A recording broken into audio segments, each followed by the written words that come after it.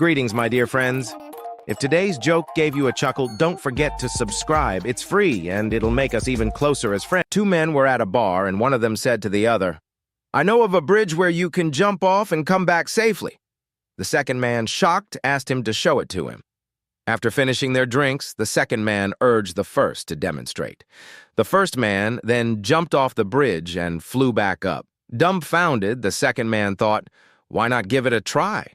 So he jumped off and tragically died. When the first man returned to the bar, the bartender shook his head and said, "Superman, you're so cruel when you're drunk." One day, I unexpectedly ran into my wife's ex at a coffee shop. With a smug grin, he leaned in and asked, "So how do you like that used woman?"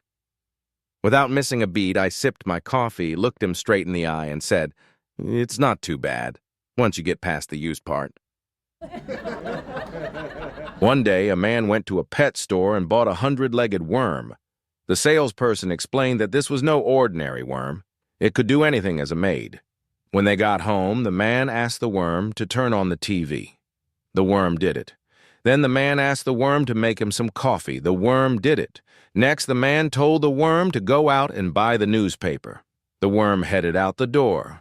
An hour passed, then two, and still the worm hadn't returned. Finally, the man stood up, walked to the front door, and opened it. "There you are. Did you get the newspaper?" he asked, looking down at the worm. "Sorry, sir," said the worm. "I haven't finished putting on my shoes yet."